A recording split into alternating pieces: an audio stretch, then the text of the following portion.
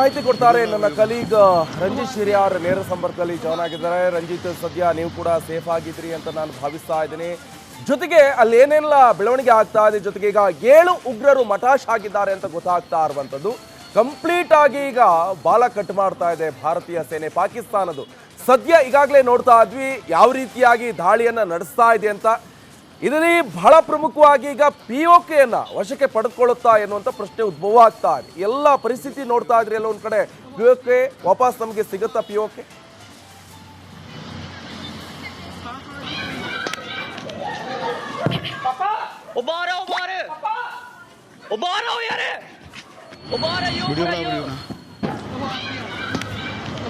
ನಿಕೇಶ್ ಕೊಠಾರಿ, ಅವತ್ತು 22ನೇ ತಾರೀಕು ಮಧ್ಯಾಹ್ನ 2 ಗಂಟೆ ಸುಮಾರಿಗೆ ನೀವು ಅಮಾಯಕ 26 ಜನ ಬದುಕಿನ ಬಗ್ಗೆ, ತಮ್ಮ ಫ್ಯೂಚರ್ ಬಗ್ಗೆ ಕನಸುಕೊಂಡು ಮದುವೆಯಾಗಿ 1 ವಾರ ಆಗಿಲ್ಲ, ಹಸೆಮಣೆ ಏರಿ 1 ವಾರ ಆಗಿಲ್ಲ, ಅವರೆಲ್ಲರೂ ಕೂಡ ಬಂದು ಆ ಪೇಲಂಗಾವ್ನ ಬೈಸ್ರಾಯ್ನ್ ಅನ್ನುವ ಭಾರತದ ಸ್ವಿಟ್ಜರ್ಲ್ಯಾಂಡ್ನಲ್ಲಿ ಸಂಭ್ರಮದ ಕ್ಷಣವನ್ನು ಕಳೀತಾ ಇದ್ರೆ ಈ ನಸಗುನ್ನಿ ನರಹಂತಕರು ಬಂದು ಏನು ಮಾಡಿದ್ರಿ, ಹಣೆ ಗುಂಡಿಟ್ಟು ಅವರ ಪ್ಯಾಂಟ್ ಕಳಚಿ ಮೋದಿಗೆ ಹೋಗಿ ಹೇಳು ಅಂತ ಹೇಳಿದ್ರಲ್ಲ.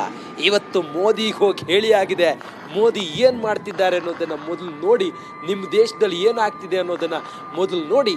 ಎಸ್, ನೀವು ಹೇಳಿದ್ರಿ POK ಭಾರತದ ವಶವಾಗುತ್ತಾ ಅಂತೇಳಿ, ಭಾರತದ ವಶವಾಗುತ್ತೆ ಅಂತೇಳಿ. ಎಸ್, ಎಂದಿಗೂ ಕೂಡ ಪಾಕ್ ಆಕ್ಯುಪೈಡ್ ಕಾಶ್ಮೀರ ಅದು ಭಾರತದ್ದೇ, ಭಾರತದ ಶಿಖರ ಅದು. ನಾವು ಯಾವತ್ತೂ ಕೂಡ ಶಿಖರವನ್ನು ಬಿಟ್ಕೊಡೋ ಮಾತೇ ಇಲ್ಲ. ಭಾರತದ ಭೂಪಟದಿಂದ ಕಾಶ್ಮೀರ POK ಜಾಗವನ್ನು ಬಿಟ್ಟು ನಾವು ಹೇಳುವಂಥ ಯಾವುದೇ ಪ್ರಶ್ನೆ ಇಲ್ಲ. ಆದರೆ ಪಾಕಿಸ್ತಾನದ ಈ ಭಯೋತ್ಪಾದನಾ ಚಟುವಟಿಕೆಯಿಂದ ನೀವು ಮಾಡಿದಂಥ ಮಸಲತ್ತಿದೆಯಲ್ಲ, ಈ POK ನಮ್ಮದು ಅಂಥೇಳಿ ನೀವೇನು ಹೇಳ್ತಾ ಇದ್ದೀರಲ್ಲ, ಈಗ ನಾವು ಎದೆ ತಟ್ಟಿ ಹೇಳ್ತಾ ಇದ್ದೀವಿ ಯಾರದ್ದು POK ಅಂಥೇಳಿ ಎದೆ ತಟ್ಟಿ ಹೇಳುವಂಥ ಸಮಯ ಬಂದಿದೆ.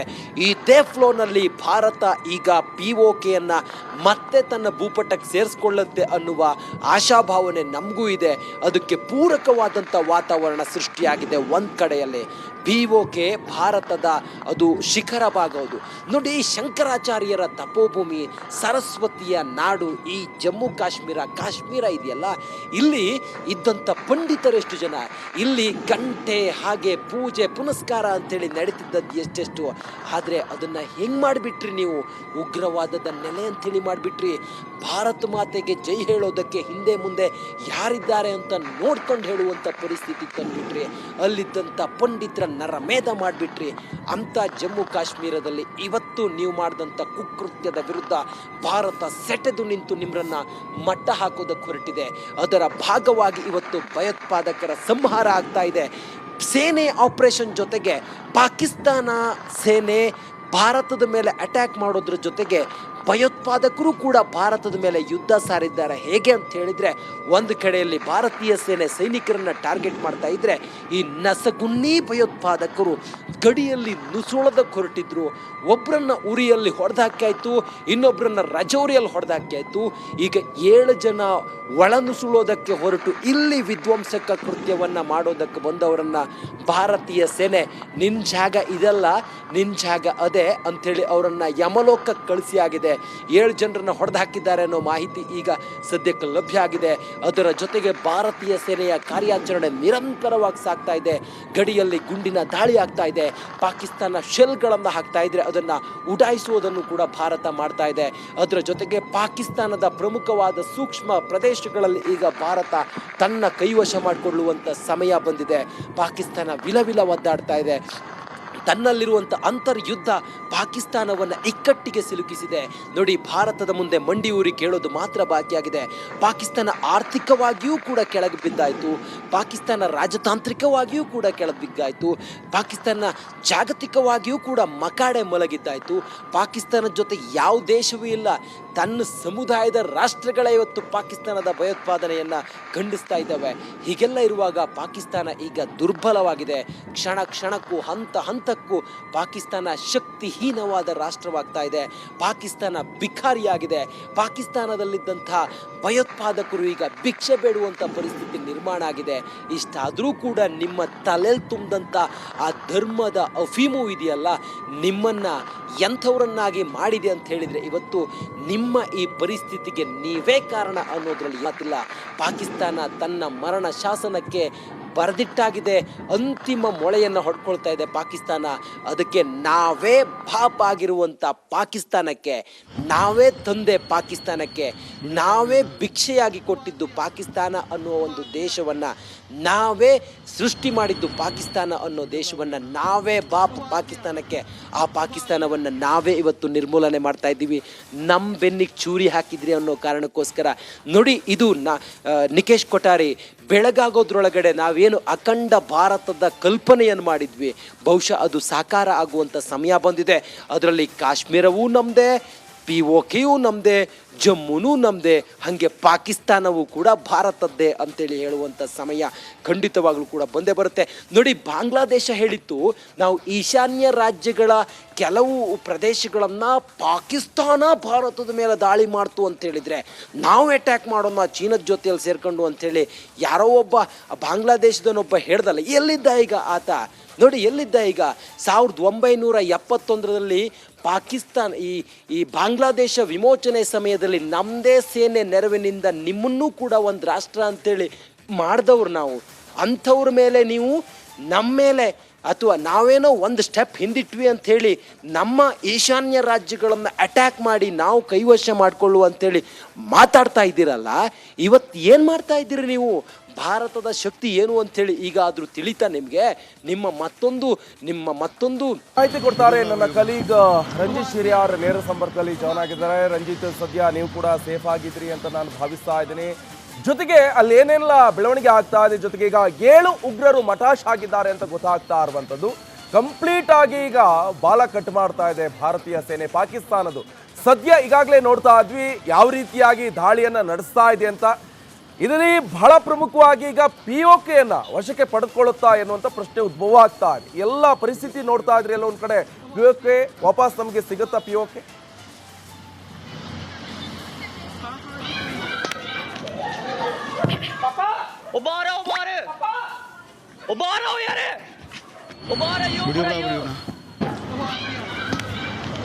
ನಿಕೇಶ್ ಕೊಠಾರಿ, ಅವತ್ತು 22ನೇ ತಾರೀಕು ಮಧ್ಯಾಹ್ನ 2 ಗಂಟೆ ಸುಮಾರಿಗೆ ನೀವು ಅಮಾಯಕ 26 ಜನ ಬದುಕಿನ ಬಗ್ಗೆ, ತಮ್ಮ ಫ್ಯೂಚರ್ ಬಗ್ಗೆ ಕನಸುಕೊಂಡು ಮದುವೆಯಾಗಿ 1 ವಾರ ಆಗಿಲ್ಲ, ಹಸೆಮಣೆಯೇರಿ 1 ವಾರ ಆಗಿಲ್ಲ, ಅವರೆಲ್ಲರೂ ಕೂಡ ಬಂದು ಆ ಪೇಲಂಗಾವ್ನ ಬೈಸ್ರಾಯ್ನ್ ಅನ್ನುವ ಭಾರತದ ಸ್ವಿಟ್ಜರ್ಲ್ಯಾಂಡ್ನಲ್ಲಿ ಸಂಭ್ರಮದ ಕ್ಷಣವನ್ನು ಕಳೀತಾ ಇದ್ರೆ ಈ ನಸಗುನ್ನಿ ನರಹಂತಕರು ಬಂದು ಏನು ಮಾಡಿದ್ರಿ? ಹಣೆ ಗುಂಡಿಟ್ಟು ಅವರ ಪ್ಯಾಂಟ್ ಕಳಚಿ ಮೋದಿಗೆ ಹೋಗಿ ಹೇಳು ಅಂತ ಹೇಳಿದ್ರಲ್ಲ, ಇವತ್ತು ಮೋದಿಗೆ ಹೋಗಿ ಹೇಳಿ ಆಗಿದೆ. ಮೋದಿ ಏನು ಮಾಡ್ತಿದ್ದಾರೆ ಅನ್ನೋದನ್ನು ಮೊದಲು ನೋಡಿ, ನಿಮ್ಮ ದೇಶದಲ್ಲಿ ಏನಾಗ್ತಿದೆ ಅನ್ನೋದನ್ನು ಮೊದಲು ನೋಡಿ. ಎಸ್, ನೀವು ಹೇಳಿದ್ರಿ POK ಭಾರತದ ವಶವಾಗುತ್ತಾ ಅಂತೇಳಿ, ಭಾರತದ ವಶವಾಗುತ್ತೆ ಅಂತೇಳಿ. ಎಸ್, ಎಂದಿಗೂ ಕೂಡ ಪಾಕ್ ಆಕ್ಯುಪೈಡ್ ಕಾಶ್ಮೀರ ಅದು ಭಾರತದ್ದೇ, ಭಾರತದ ಶಿಖರ ಅದು. ನಾವು ಯಾವತ್ತೂ ಕೂಡ ಶಿಖರವನ್ನು ಬಿಟ್ಕೊಡೋ ಮಾತೇ ಇಲ್ಲ. ಭಾರತದ ಭೂಪಟದಿಂದ ಕಾಶ್ಮೀರ POK ಜಾಗವನ್ನು ಬಿಟ್ಟು ನಾವು ಹೇಳುವಂಥ ಯಾವುದೇ ಪ್ರಶ್ನೆ ಇಲ್ಲ. ಆದರೆ ಪಾಕಿಸ್ತಾನದ ಈ ಭಯೋತ್ಪಾದನಾ ಚಟುವಟಿಕೆಯಿಂದ ನೀವು ಮಾಡಿದಂಥ ಮಸಲತ್ತಿದೆಯಲ್ಲ, ಈ POK ನಮ್ಮದು ಅಂಥೇಳಿ ನೀವೇನು ಹೇಳ್ತಾ ಇದ್ದೀರಲ್ಲ, ಈಗ ನಾವು ಎದೆ ತಟ್ಟಿ ಹೇಳ್ತಾ ಇದ್ದೀವಿ ಯಾರದ್ದು POK ಅಂಥೇಳಿ ಎದೆ ತಟ್ಟಿ ಹೇಳುವಂಥ ಸಮಯ ಬಂದಿದೆ. ಇದೇ ಫ್ಲೋನಲ್ಲಿ ಭಾರತ ಈಗ POKಯನ್ನು ಮತ್ತೆ ತನ್ನ ಭೂಪಟಕ್ಕೆ ಸೇರಿಸ್ಕೊಳ್ಳುತ್ತೆ ಅನ್ನುವ ಆಶಾಭಾವನೆ ನಮಗೂ ಇದೆ. ಅದಕ್ಕೆ ಪೂರಕವಾದಂಥ ವಾತಾವರಣ ಸೃಷ್ಟಿಯಾಗಿದೆ ಒಂದು ಕಡೆಯಲ್ಲಿ. POK ಭಾರತದ ಅದು ಶಿಖರ ಭಾಗ. ಅದು ನೋಡಿ, ಶಂಕರಾಚಾರ್ಯರ ತಪೋಭೂಮಿ, ಸರಸ್ವತಿಯ ನಾಡು ಈ ಜಮ್ಮು ಕಾಶ್ಮೀರ ಇದೆಯಲ್ಲ, ಇಲ್ಲಿ ಇದ್ದಂಥ ಪಂಡಿತರೆಷ್ಟು ಜನ, ಇಲ್ಲಿ ಗಂಟೆ ಹಾಗೆ ಪೂಜೆ ಪುನಸ್ಕಾರ ಅಂತೇಳಿ ನಡೀತಿದ್ದದ್ದು ಎಷ್ಟೆಷ್ಟು. ಆದರೆ ಅದನ್ನು ಹೆಂಗೆ ಮಾಡಿಬಿಟ್ರಿ ನೀವು? ಉಗ್ರವಾದದ ನೆಲೆ ಅಂಥೇಳಿ ಮಾಡಿಬಿಟ್ರಿ. ಭಾರತ ಮಾತೆಗೆ ಜೈ ಹೇಳೋದಕ್ಕೆ ಹಿಂದೆ ಮುಂದೆ ಯಾರಿದ್ದಾರೆ ಅಂತ ನೋಡ್ಕೊಂಡು ಹೇಳುವಂಥ ಪರಿಸ್ಥಿತಿ ತಂದುಬಿಟ್ರಿ. ಅಲ್ಲಿದ್ದಂಥ ಪಂಡಿತರ ನರಮೇಧ ಮಾಡಿಬಿಟ್ರಿ. ಅಂಥ ಜಮ್ಮು ಕಾಶ್ಮೀರದಲ್ಲಿ ಇವತ್ತು ನೀವು ಮಾಡಿದಂಥ ಕುಕೃತ್ಯದ ವಿರುದ್ಧ ಭಾರತ ಸೆಟೆದು ನಿಂತು ನಿಮ್ಮನ್ನು ಮಟ್ಟ ಹಾಕೋದಕ್ಕೆ ಹೊರಟಿದೆ. ಅದರ ಭಾಗವಾಗಿ ಇವತ್ತು ಭಯೋತ್ಪಾದಕರ ಸಂಹಾರ ಆಗ್ತಾ ಇದೆ. ಸೇನೆ ಆಪರೇಷನ್ ಜೊತೆಗೆ ಪಾಕಿಸ್ತಾನ ಸೇನೆ ಭಾರತದ ಮೇಲೆ ಅಟ್ಯಾಕ್ ಮಾಡೋದ್ರ ಜೊತೆಗೆ ಭಯೋತ್ಪಾದಕರು ಕೂಡ ಭಾರತದ ಮೇಲೆ ಯುದ್ಧ ಸಾರಿದ್ದಾರೆ. ಹೇಗೆ ಅಂತ ಹೇಳಿದ್ರೆ, ಒಂದು ಕಡೆಯಲ್ಲಿ ಭಾರತೀಯ ಸೇನೆ ಸೈನಿಕರನ್ನ ಟಾರ್ಗೆಟ್ ಮಾಡ್ತಾ ಇದ್ರೆ, ಈ ನಸಗುನ್ನಿ ಭಯೋತ್ಪಾದಕರು ಗಡಿಯಲ್ಲಿ ನುಸುಳದಕ್ಕೆ ಹೊರಟಿದ್ರು. ಒಬ್ಬರನ್ನ ಉರಿಯಲ್ಲಿ ಹೊಡೆದಾಕಾಯ್ತು, ಇನ್ನೊಬ್ಬರನ್ನ ರಜೌರಿಯಲ್ಲಿ ಹೊಡೆದಾಕಾಯ್ತು. ಈಗ 7 ಜನ ಒಳನುಸುಳೋದಕ್ಕೆ ಹೊರಟು ಇಲ್ಲಿ ವಿಧ್ವಂಸಕ ಕೃತ್ಯವನ್ನ ಮಾಡೋದಕ್ಕೆ ಬಂದವರನ್ನ ಭಾರತೀಯ ಸೇನೆ ನಿನ್ ಜಾಗ ಇದಲ್ಲ, ನಿನ್ ಜಾಗ ಅದೇ ಅಂಥೇಳಿ ಅವರನ್ನ ಯಮಲೋಕಕ್ಕೆ ಕಳಿಸಿ ಆಗಿದೆ. 7 ಜನರನ್ನ ಹೊಡೆದು ಹಾಕಿದ್ದಾರೆ ಅನ್ನೋ ಮಾಹಿತಿ ಈಗ ಸದ್ಯಕ್ಕೆ ಲಭ್ಯ ಆಗಿದೆ. ಅದರ ಜೊತೆಗೆ ಭಾರತೀಯ ಸೇನೆಯ ಕಾರ್ಯಾಚರಣೆ ನಿರಂತರವಾಗಿ ಸಾಗ್ತಾ ಇದೆ. ಗಡಿಯಲ್ಲಿ ಗುಂಡಿನ ದಾಳಿ ಆಗ್ತಾ ಇದೆ. ಪಾಕಿಸ್ತಾನ ಶೆಲ್ಗಳನ್ನು ಹಾಕ್ತಾ ಇದ್ರೆ ಅದನ್ನ ಉಡಾಯಿಸುವುದನ್ನು ಕೂಡ ಭಾರತ ಮಾಡ್ತಾ ಇದೆ. ಅದರ ಜೊತೆಗೆ ಪಾಕಿಸ್ತಾನದ ಪ್ರಮುಖವಾದ ಸೂಕ್ಷ್ಮ ಪ್ರದೇಶಗಳಲ್ಲಿ ಈಗ ಭಾರತ ತನ್ನ ಕೈವಶ ಮಾಡಿಕೊಳ್ಳುವಂತ ಸಮಯ ಬಂದಿದೆ. ಪಾಕಿಸ್ತಾನ ವಿಲವಿಲ ಒದ್ದಾಡ್ತಾ ಇದೆ. ತನ್ನಲ್ಲಿರುವಂಥ ಅಂತರ್ಯುದ್ಧ ಪಾಕಿಸ್ತಾನವನ್ನು ಇಕ್ಕಟ್ಟಿಗೆ ಸಿಲುಕಿಸಿದೆ. ನೋಡಿ, ಭಾರತದ ಮುಂದೆ ಮಂಡಿ ಊರಿ ಕೇಳೋದು ಮಾತ್ರ ಬಾಕಿಯಾಗಿದೆ. ಪಾಕಿಸ್ತಾನ ಆರ್ಥಿಕವಾಗಿಯೂ ಕೂಡ ಕೆಳಗೆ ಬಿದ್ದಾಯಿತು. ಪಾಕಿಸ್ತಾನ ರಾಜತಾಂತ್ರಿಕವಾಗಿಯೂ ಕೂಡ ಕೆಳಗೆ ಬಿದ್ದಾಯಿತು. ಪಾಕಿಸ್ತಾನ ಜಾಗತಿಕವಾಗಿಯೂ ಕೂಡ ಮಕಾಡೆ ಮಲಗಿದ್ದಾಯಿತು. ಪಾಕಿಸ್ತಾನದ ಜೊತೆ ಯಾವ ದೇಶವೂ ಇಲ್ಲ. ತನ್ನ ಸಮುದಾಯದ ರಾಷ್ಟ್ರಗಳೇ ಇವತ್ತು ಪಾಕಿಸ್ತಾನದ ಭಯೋತ್ಪಾದನೆಯನ್ನು ಖಂಡಿಸ್ತಾ ಇದ್ದಾವೆ. ಹೀಗೆಲ್ಲ ಇರುವಾಗ ಪಾಕಿಸ್ತಾನ ಈಗ ದುರ್ಬಲವಾಗಿದೆ. ಕ್ಷಣ ಕ್ಷಣಕ್ಕೂ ಹಂತ ಹಂತಕ್ಕೂ ಪಾಕಿಸ್ತಾನ ಶಕ್ತಿಹೀನವಾದ ರಾಷ್ಟ್ರವಾಗ್ತಾ ಇದೆ. ಪಾಕಿಸ್ತಾನ ಬಿಖಾರಿಯಾಗಿದೆ. ಪಾಕಿಸ್ತಾನದಲ್ಲಿದ್ದಂಥ ಭಯೋತ್ಪಾದಕರು ಈಗ ಭಿಕ್ಷೆ ಬೇಡುವಂಥ ಪರಿಸ್ಥಿತಿ ನಿರ್ಮಾಣ ಆಗಿದೆ.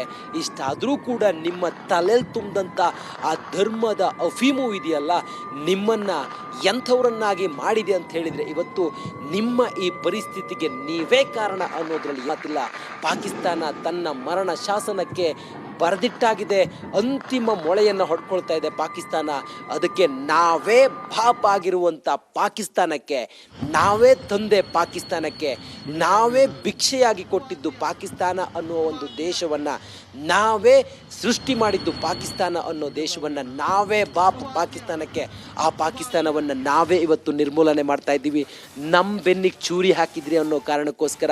ನೋಡಿ, ಇದು ನಿಕೇಶ್ ಕೊಠಾರಿ ಬೆಳಗಾಗೋದ್ರೊಳಗಡೆ ನಾವೇನು ಅಖಂಡ ಭಾರತದ ಕಲ್ಪನೆಯನ್ನು ಮಾಡಿದ್ವಿ, ಬಹುಶಃ ಅದು ಸಾಕಾರ ಆಗುವಂಥ ಸಮಯ ಬಂದಿದೆ. ಅದರಲ್ಲಿ ಕಾಶ್ಮೀರವೂ ನಮ್ಮದೇ, POKಯೂ ನಮ್ಮದೇ, ಜಮ್ಮುನೂ ನಮ್ಮದೇ, ಹಾಗೆ ಪಾಕಿಸ್ತಾನವೂ ಕೂಡ ಭಾರತದ್ದೇ ಅಂತೇಳಿ ಹೇಳುವಂಥ ಸಮಯ ಖಂಡಿತವಾಗ್ಲೂ ಕೂಡ ಬಂದೇ ಬರುತ್ತೆ. ನೋಡಿ, ಬಾಂಗ್ಲಾದೇಶ ಹೇಳಿತ್ತು, ನಾವು ಈಶಾನ್ಯ ರಾಜ್ಯಗಳ ಕೆಲವು ಪ್ರದೇಶಗಳನ್ನು ಪಾಕಿಸ್ತಾನ ಭಾರತದ ಮೇಲೆ ದಾಳಿ ಮಾಡ್ತು ಅಂತೇಳಿದರೆ ನಾವು ಅಟ್ಯಾಕ್ ಮಾಡೋಣ ಚೀನದ ಜೊತೆಯಲ್ಲಿ ಸೇರ್ಕೊಂಡು ಅಂಥೇಳಿ ಯಾರೋ ಒಬ್ಬ ಬಾಂಗ್ಲಾದೇಶದನೊಬ್ಬ ಹೇಳ್ದಲ್ಲ. ಎಲ್ಲಿದ್ದ ಈಗ ಆತ? ನೋಡಿ, ಎಲ್ಲಿದ್ದ ಈಗ? 1971ರಲ್ಲಿ ಪಾಕಿಸ್ತಾನ ಈ ಬಾಂಗ್ಲಾದೇಶ ವಿಮೋಚನೆ ಸಮಯದಲ್ಲಿ ನಮ್ಮದೇ ಸೇನೆ ನೆರವಿನಿಂದ ನಿಮ್ಮನ್ನೂ ಕೂಡ ಒಂದು ರಾಷ್ಟ್ರ ಅಂತೇಳಿ ಮಾಡಿದವ್ರು ನಾವು. ಅಂಥವ್ರ ಮೇಲೆ ನೀವು ನಮ್ಮ ಮೇಲೆ ಅಥವಾ ನಾವೇನೋ ಒಂದು ಸ್ಟೆಪ್ ಹಿಂದಿಟ್ವಿ ಅಂಥೇಳಿ ನಮ್ಮ ಈಶಾನ್ಯ ರಾಜ್ಯಗಳನ್ನು ಅಟ್ಯಾಕ್ ಮಾಡಿ ನಾವು ಕೈವಶ ಮಾಡಿಕೊಳ್ಳುವ ಅಂಥೇಳಿ ಮಾತಾಡ್ತಾ ಇದ್ದೀರಲ್ಲ, ಇವತ್ತು ಏನು ಮಾಡ್ತಾ ಇದ್ದೀರಿ ನೀವು? ಭಾರತದ ಶಕ್ತಿ ಏನು ಅಂಥೇಳಿ